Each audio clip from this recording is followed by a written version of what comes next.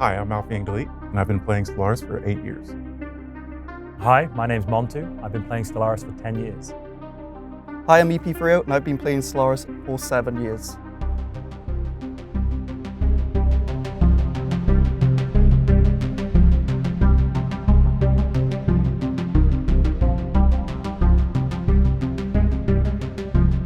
I think I played during MegaCorp when it was a free weekend, and then I've been hooked ever since. It's been so long. Was that before or after they did the planetary rework where we got rid of the tiles? I've never played You've with never tiles. played tiles? Oh my god. With tiles. You started with tiles. So we've got a proper OG over here and then. I'm fake. No, I started on release. I was watching the blog streams on Twitch.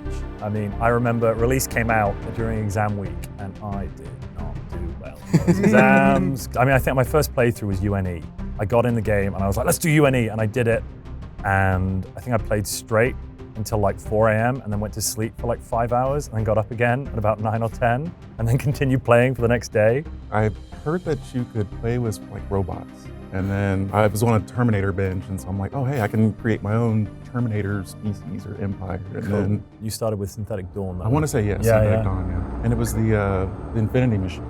That's what got me. That's what got me hooked on Stellaris. Oh yeah. Yeah.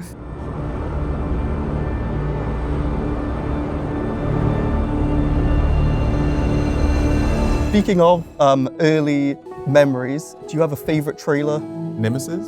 Just No. because you No. can become the bad guy. No, not That's- no. that's the best. No, it's Apocalypse.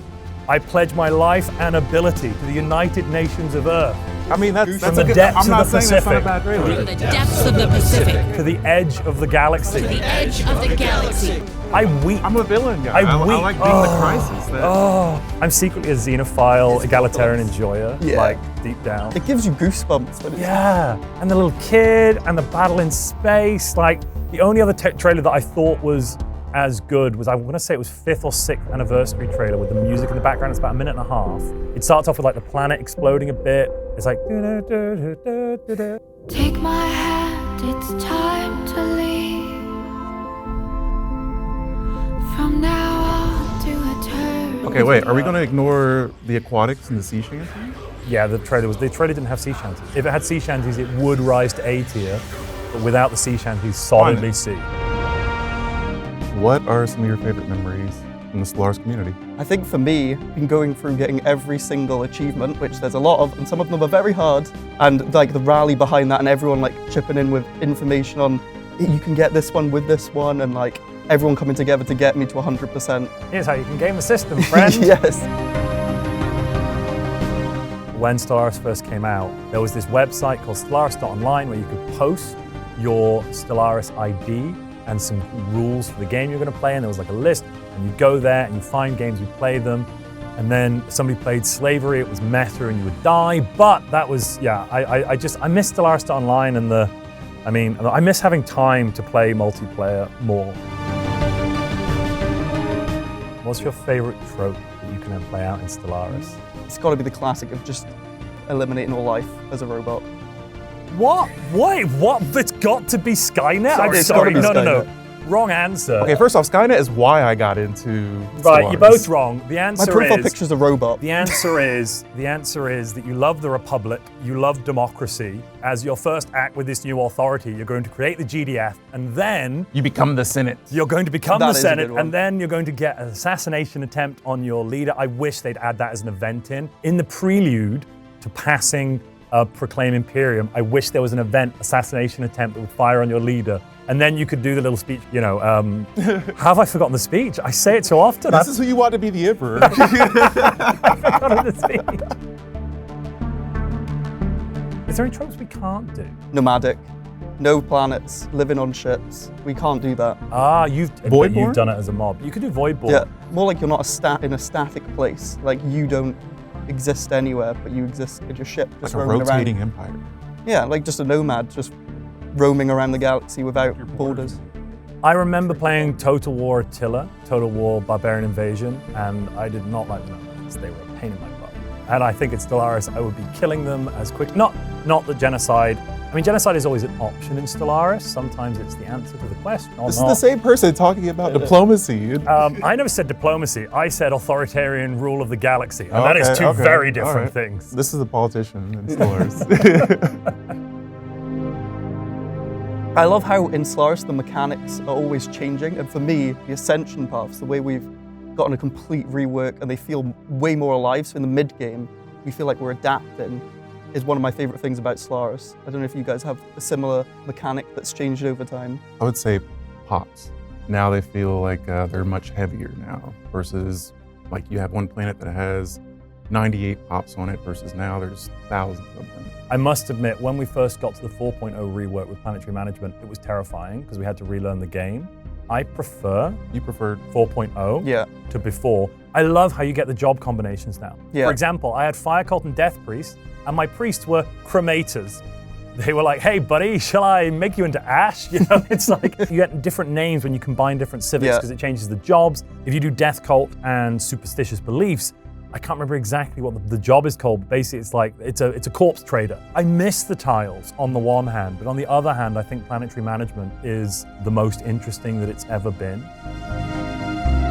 If we could have a dev for an undisclosed amount of time that might be a day, what would you do with them? Or what would you get them to do? I'll say espionage has potential.